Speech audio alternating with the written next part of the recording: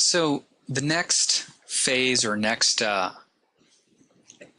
sculptural phase we're going to study runs from the classic to the late Hellenistic periods. And I'm going to lump some of the periods together a little bit. If you are studying in a more advanced class, they actually have some determinations between there. For instance, there's the late classic, and then it goes into the late Hellenistic period. But I'm going to sort of lump them a little bit together so you can look at the timeline I have here and figure it out. So the first piece we're going to start at is actually a classic piece that really dates around the same time as the Doryphorus, and it is by a sculptor named Myron. Sometimes it's pronounced Miron, depending on who your teacher is.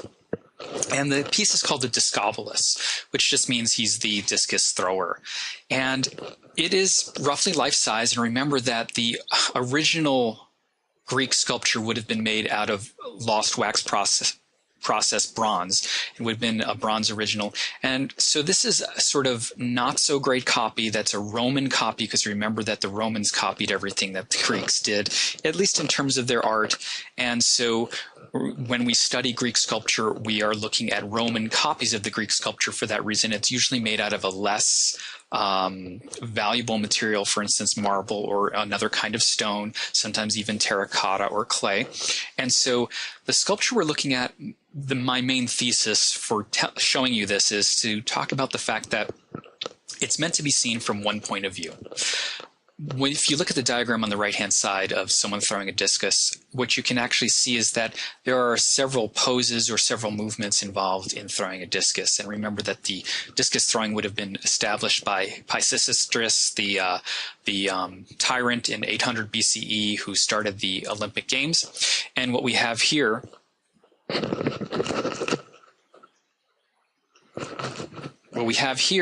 is a composite view of the human body throwing the discus, or at least that's what I was taught. But if you look at the very center figure in the throwing the discus diagram I have here, it's actually in the same pose that we see this sculpture in. So my teachers taught me that this was supposed to be a composite view of all the different forms that it went through. And that might not be accurate, and you'll have to ask your professor or teacher about that. But the main idea here is that single pose in the center is actually a good pose for looking at the body in a sort of complete and interesting way. And you could put this sculpture against the wall, and it would be a good way of looking at it. My second point or second thesis for showing you this is, even though it's supposed to be of a moving figure, it still is very quiet. It's very subdued. It doesn't really seem to have a lot of movement. It's almost like the moment where the weight is stopped. It's kind of a weight in pendulum just before the kinetic energy releases the discus. So one of the main qualities about classical or high classic sculpture is it's still meant to be seen from one point of view. You might have the idea of potential movement, as in the contrapposto pose. I don't actually think it's a stepping forward the way some people do, but it's also a representation of the movement just before it happens, and it's not a very dramatic movement. We're going to see that that changes as we move into later periods. Depending on what book you look at, and depending on who you study with, this could be considered a late classic piece or a Hellenistic, and I've even heard some people call it late Hellenistic. Hermes and the Infant Dionysus by Praxiteles is actually a sculpture that really represents a slight shift or change in the attitudes towards sculpture. And Praxiteles is meant to be a sort of rebel in some ways. He's an interesting character. So I'll start with a story about him. Polyclitus establishes this canon of human proportions that we studied before. And the canon of human proportions is this idea that you can define a certain amount of heads tall, a certain amount of heads wide, and it's fairly heroic proportions. He also establishes using the contrapposto, and even the facial expression is kind of established in the stylization of the facial features or the anatomy of the face. And he did that because he wanted to make an ideal figure.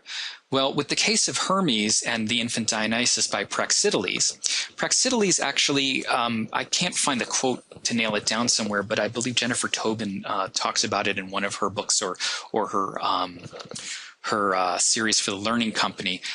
He said at one point, whereas Polyclitus wanted to make the ideal canon of human proportions, I will make the most realistic portrait of the human form. And I think that's kind of true. We're moving towards mimesis, towards naturalism that Ernst Gombrich, the art historian, has discussed before. And so we see a more languid pose, a more realistic pose, and more sort of a complete S-curve running through the body with the weight really shifting through the figure. We also see a true counterpole poise with the head turned one direction, the torso turning another direction. And there's also an element of emotion in this sculpture that and it relates to the iconography or the story, and we'll talk about that in a minute, but we can see these two figures regarding each other in some ways. The baby, which has very naturalistic or realistic proportions, and if you look at other figures of children from the earlier periods, they always look like Mini-Me from Austin Powers or something, and this is actually very realistically proportioned. So the head is also a little bit smaller, and the musculature is a little different. He actually has a little bit of subcutaneous fat, although there are still some standard distortions of the human anatomy that you see in classical Greek sculpture.